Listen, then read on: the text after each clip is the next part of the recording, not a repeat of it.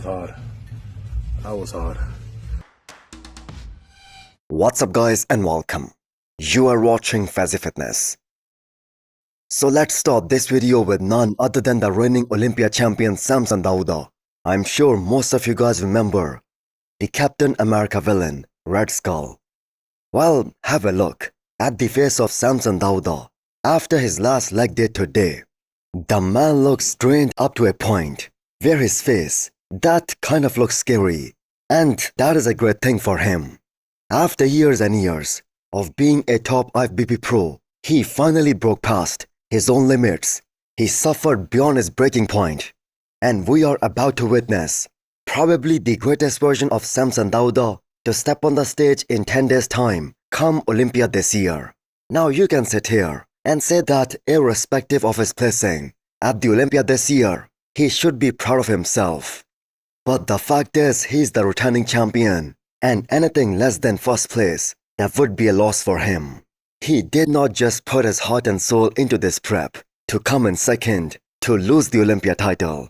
So Samson Dauda now has all the right to claim that he did exactly what the judges told him, not just at this past Arnold, but for years and years, that if he brings the conditioning, it's all over for everybody else. Well, let's see if that is the case in 2025. So, if Samson wins his second Olympia title in 10 days, based on the fact that he has the most balanced physique, top to bottom, front to back, well, not from the back, but you guys get the point, then that will probably mark the start of a new dominant era in the form of Samson Dauda. So losing that Arnold Ohio title this year to Derek Lunsford, that made him look kind of vulnerable. And it's a simple fact, everybody out there, they are gunning for him.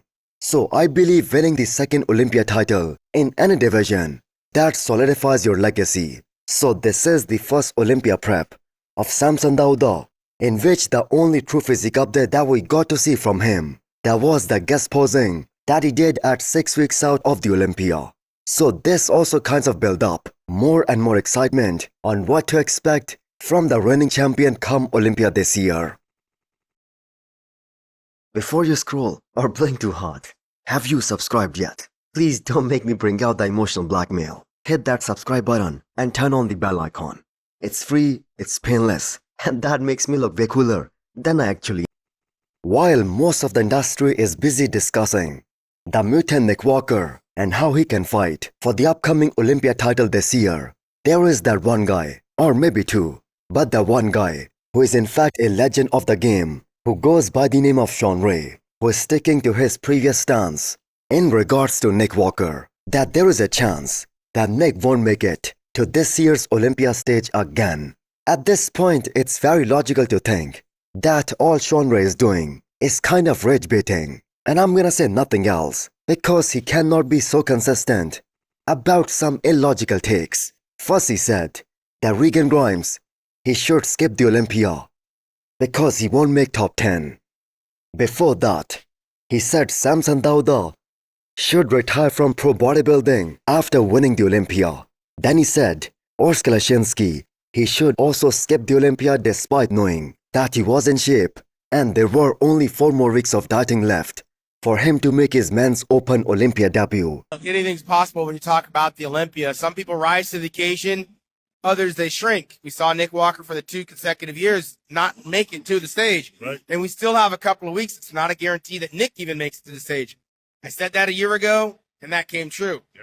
I don't want to jinx the guy, but he's got a lot to do in the next 2 weeks, and getting through prejudging is going to be one of the biggest obstacles for Nick Walker.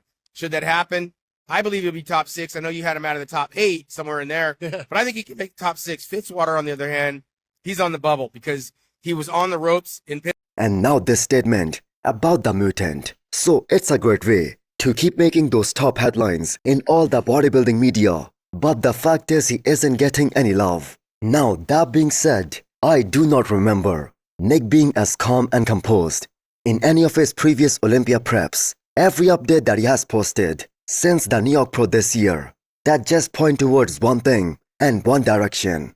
That everything that has been clicking extremely well for him. Now it has been 3 years since all of us fans saw the mutant compete at the Super Bowl of bodybuilding. And whether you are a fan of his physique or not, you have to admit that he brings a lot of excitement and a lot of anticipation to every bodybuilding show that he enters.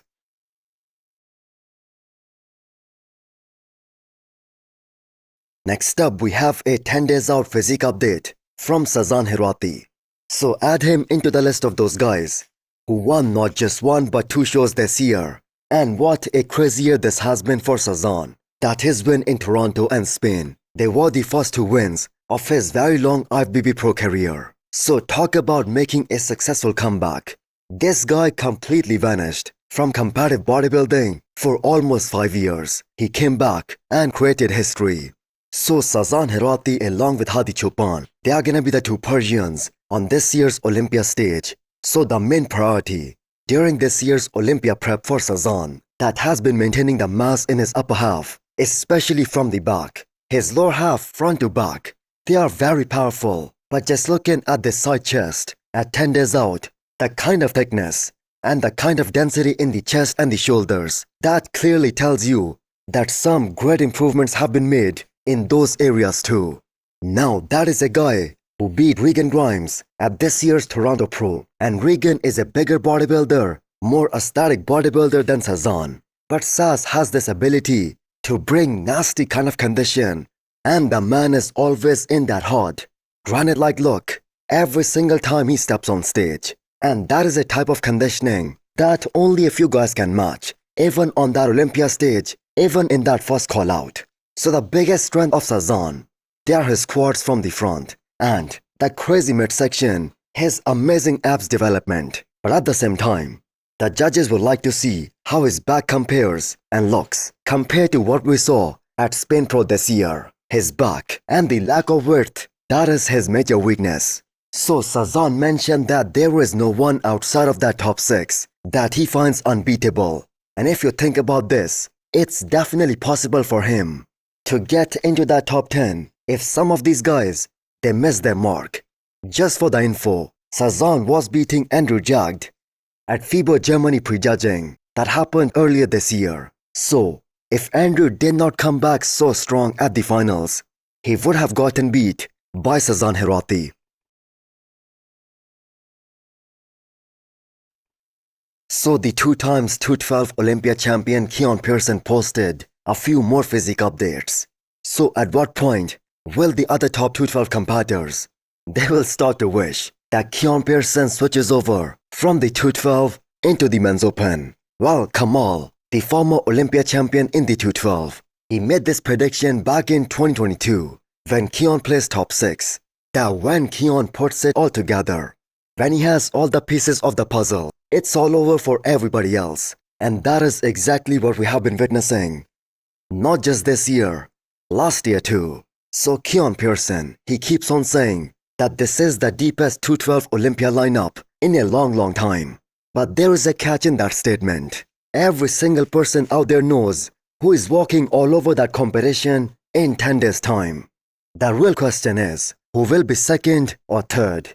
So cannot wait to see this new and improved version of Keon. And it's guaranteed that the most frequent comparison that we will see post-Olympia this year, that is going to be between Keon Pearson and whoever wins the Olympia title this year in the men's open. So now that the open debut of Keon, that is set to happen at this year's Prague Pro, the outcome of that might make Keon rethink his decision, especially for 2026, of staying in the 212. First of all, there is 750 grand on the line at Arnold, Ohio next year. And then we have the Olympia and the prize money, and the difference between the open and the 212. That is just massive. So just looking at the prize money and the disparity between the two divisions, Keon might change his mind. Because that's one massive reason to make that switch from the 212 into the men's open sooner rather than later. So hit the thumbs up button if you liked the video, and smash the subscribe button if you wanna come back for more. Thanks for watching.